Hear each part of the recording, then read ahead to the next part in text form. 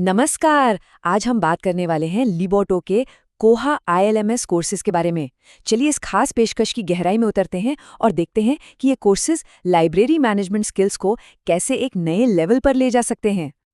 तो देखिए, अगर कोई लाइब्रेरी प्रोफेशनल है या फिर कोई स्टूडेंट या रिसर्चर है, तो ये कोर्सेज वो प्रैक्टिकल स्किल्स देने का वादा करते हैं जो करियर में आगे बढ़ने के लिए आप जानते हैं कितने ज़रूरी हैं।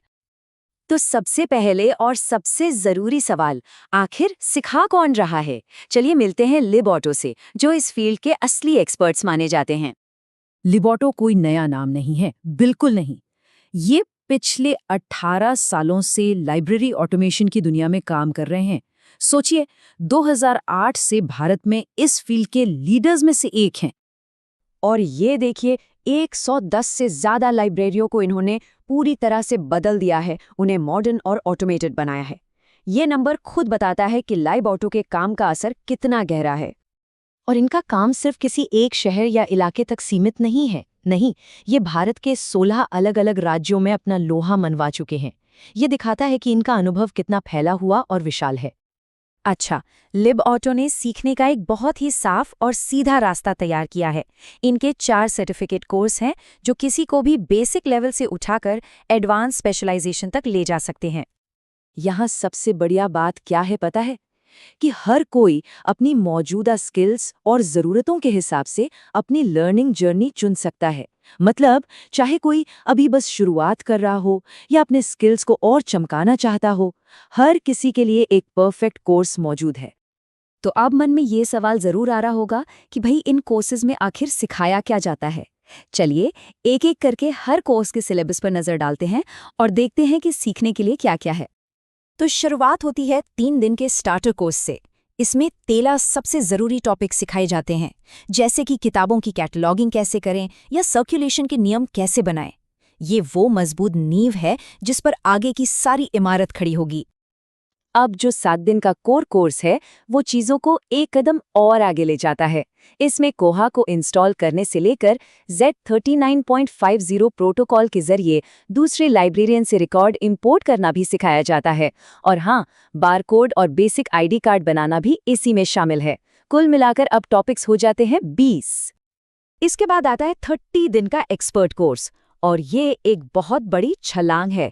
इसमें एक साथ बहुत सारे मेंबर्स को इंपोर्ट करना, किताबें खरीदने का पूरा प्रोसेस मैनेज करना और स्टॉक वेरिफिकेशन जैसे एडवांस्ड काम सिखाए जाते हैं।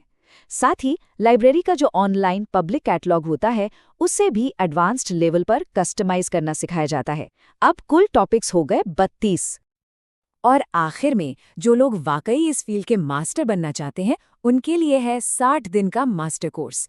इसमें कुछ एक्सक्लूसिव स्किल्स हैं, जैसे gate entry exit system, automatic email भेजने के लिए SMTP कॉन्फ़िगरेशन और एक ही सर्वर पर कोहा के कई इंस्टेंस चलाना।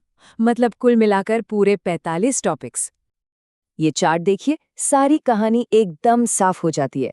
स्टार्टर से मास्टर तक हर अगले लेवल पर ज्ञान और स्किल्स में एक जबरदस्त उछाल देखने को मिलता है। ये तरक्की का एक बिल्कुल सीधा और स्पष्ट रास्ता है। तो अब अगर इन कोर्सेज को ज्वाइन करने का मन बन रहा है, तो चलिए जानते हैं कि इसका प्रोसेस क्या है। ये प्रोग्राम फ्लेक्सिबिलिटी को ध्यान में रखकर ही बनाया गया है। हर शनिवार और रविवार को लाइव सेशन होते हैं, जहां अपने सवाल पूछ सकते हैं, और साथ ही मिलता है 24/27 लर्निंग पोर्टल का एक्सेस, ताकि कोई भी अपनी सहूलियत से प्रैक्टिस कर सके। और हाँ, एक अच्छी खबर भी है। अगर डेडलाइन से पहले रजिस्ट्रेशन करवाया जाता है, तो अर्ली बर्ड डिस्काउंट का भी फायदा मिलता है। मतलब अच्छी खासी बचत हो सकती है। रजिस्ट्रेशन का प्रोसेस बहुत ही आसान रखा गया है। बस ये 3 सिंपल स्टेप्स हैं। अपना कोर्स चुनें, पेमेंट करें और उसकी पुष्टि के लिए स्क्रीनशॉट भेज दें। पेमेंट के लिए भी कई ऑप्शंस हैं, UPI, गूगल पे, फोन पे या फिर सीधे बैंक में ट्रांसफ़र। पेमेंट के बाद बस व्हाट्सएप पर एक स्क्रीनशॉट भेजना है और कंफर्मेशन तुरंत मिल जाएगा। हाँ, एक बहुत ज़रूरी बात है जो ध्यान में रखनी होगी। सीटें लिमिटेड हैं। ऐसा इसलिए ताकि हर किसी को क्वालिटी ट्रेनिंग दी जा सके। और रजिस्ट्रेशन फीस नॉन रिफंडेबल है, इसलिए फैसला सोच समझकर लेना ही बेहतर है। तो इन सब बातों का एक लाइब्रेरी प्रोफेशनल के करियर ग्रोथ के लिए आखिर मतलब क्या निकलता है?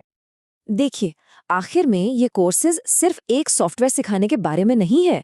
इनका असली मकसद है ओपन सोर्स टेक्नोलॉजी का इस्तेमाल करके लाइब्रेरियों को स्मार्ट बनाना, तेज बनाना और पहले से कहीं ज्यादा कुशल बनाना। तो अब जब सारी जानकारी सामने है तो सवाल बस एक ही बचता है, अपनी प्रोफेशनल जर्नी को आगे बढ़ाने के लिए इनमें से कौन सा लर्निंग पाथ चुना जाएगा।